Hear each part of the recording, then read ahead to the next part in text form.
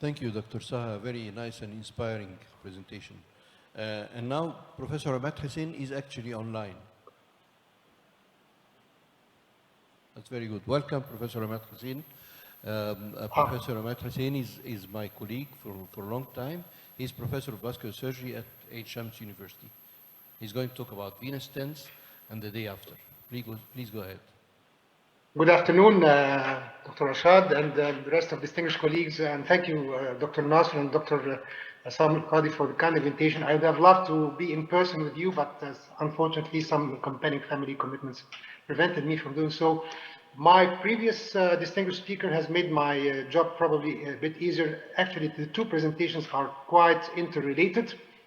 That's my agenda, and I'm going to be focusing on aspects of biocompatibility.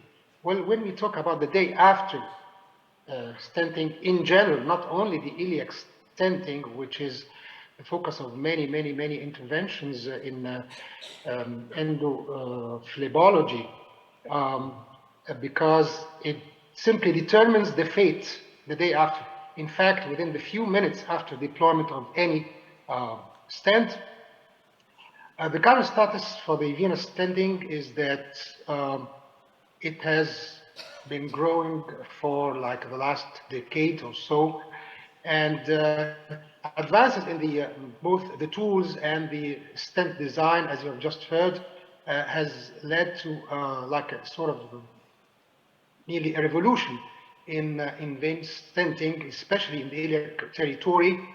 However, in the absence of adjuvant pharmaceutical support, a stent definitely is liable to fail. We are talking really about sustainability of the initial technical result. Without the adjuvant pharmaceutical support, sustainable biocompatibility is really sort of elusive. So one way or the other, stents have to be assisted. You all know better than me.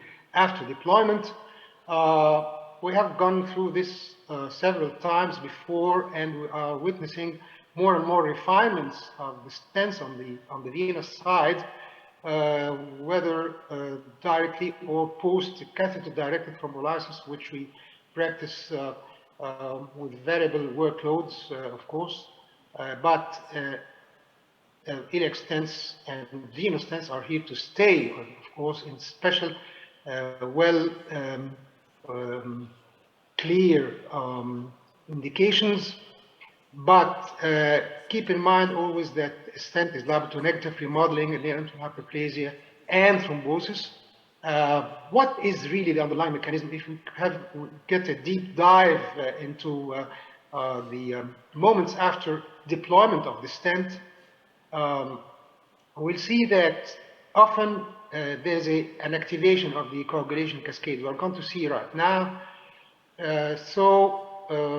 A stent could be liable to either thrombosis, stenosis, fracture, or migration. Why is that? Let us define biocompatibility initially. Biocompatibility is simply the surface interaction between the metal of the stent and the blood vessel. Not only that, because stent is not deployed in water, it's deployed in blood. Therefore, we may come to another definition. It's an interaction of the implanted prosthesis with the human body or the body fluids, or the blood device surface interaction. The concept has evolved over the years from causing no harm to doing good.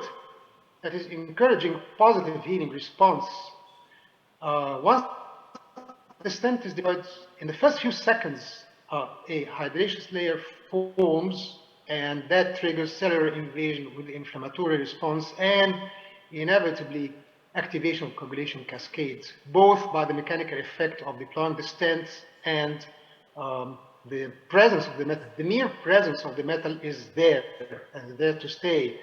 And I remember quite well in a discussion, inter-discussion with Professor Raju, like 4 years ago, in one of the congresses, that once we deploy the stent, we get rid of the mechanical element, stenosis or occlusion, be it post-thrombotic or May-Turner or whatever. However, the inflammatory element is still there. And hence the rationale of using, again, double protection, antiplatelets and anticoagulants. I know quite well that the best practice guidelines, evidence-based, of course, did not reach a clear recommendation as far as the dosage and duration of antiplatelets or antipatient anticoagulants, and there's no consensus. And I do hope that within the subcommittee of Egyptian guidelines for the vascular and endovascular practice in Egypt, hopefully soon will come and touch base on that particular happens. Does that have an impact on patency? That's the $1 million question. Indeed, so many trials, not all of them are RCTs. However, lots of meta-analysis again and published papers have shown that there is an intimate correlation with patency at 6 months and 1 year. Therefore, my take-home message number one is time and again, stents have to be assisted pharmacologically. The problem might be compounded because sometimes there's an overlap between two different types of stents, which is still being practiced. Probably that's not preferable. And again, protrusion of the iliac stent in particular for like a couple of millimeters or 3 millimeters is now probably less and less being practiced from fear of encroaching on the contralateral side. As far as our registry, in the 11 years till 2021, in both hospitals, in specialized hospital and the Bangladesh, as well as another university where I'm privileged to be supervising the vascular program over there, Aswan University. That's the registry, but let me focus on the venous stents in particular, with a variable follow-up between 14 and 76 months. We have had our share of different complications, not so many, thank God. However, they can occur from 8 months up to 3 years, and the determinant factors are multifactorial. And we were able to identify from that pool 2 groups, and we looked after the outcome for Group A antiplatelets with anticoagulants, and Group B anticoagulation alone. And to tell you the truth, the outcome was not statistically significant as far as patency, primary patency I'm talking about, in both groups. However, quality of life questionnaire, which was well designed at the time, was much in favor of having both antiplatelets and anticoagulation. And the last quarter of last year, I was with the Pittsburgh team, Dr. Macroon and Shar and Islami, and over there, once the iliac stenting, whether for the May-Turner or post-thrombotic, they usually, when the procedure took more than 1 hour, they are with within the practice of putting double antiplatelets and anticoagulation, at least anticoagulation for the first couple of months. Of course, we may debate about that. However, these were some of our cases, and before and after. I'll go quickly for the sake of time.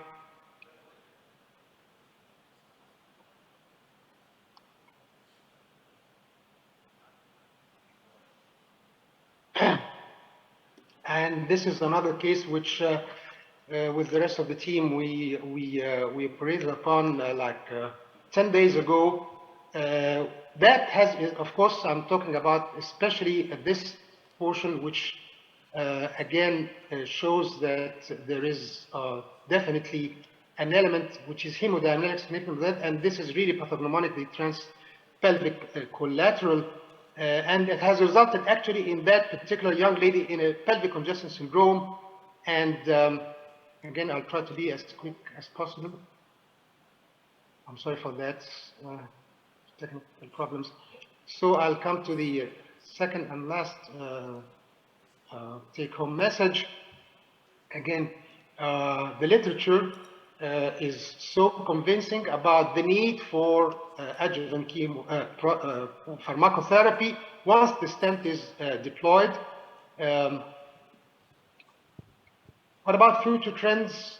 Further improving in the stent material is quite expected with new alloys, and the definitely of open cell design is much favorable right now. I do not see a horizon so far for the bioresorbable stents. However, again, several teams are working on that, and a couple of trials were really convincing. For those of you who would like to come back to the literature. In conclusion, ladies and gentlemen, venous stents are liable to all stent post-deployment complications, and currently no single stent is 100% biocompatible. Consequently, in-stent thrombosis and occlusion remain a potential threat, and anticoagulation probably in the first 6 to 12 months, again, that is debatable. There's no widespread consensus on that, especially low molecular weight heparin in the first 2 to 4 weeks, actually not 6 weeks, and maybe DOACs later on, be it 3 months or 6 months. It depends on the background of the case, the cause of the iliac stenosis or occlusion, and the complexity of the anatomical lesion. Again, no consensus regarding post-procedural antithrombotic therapy, and definitely further research is warranted. And last take-home message, we should all follow the proper indications. Adjuvant pharmacotherapy is a must. Anticoagulation with antiplatelets, probably that's more trendy right now, not to speak about strict recommendations, and careful regular follow-up is mandatory, especially in high-risk patients, obese or malignancy, and we have to ensure always the sustained biocompatibility. I thank you for your attention. Thank you, Professor Emad.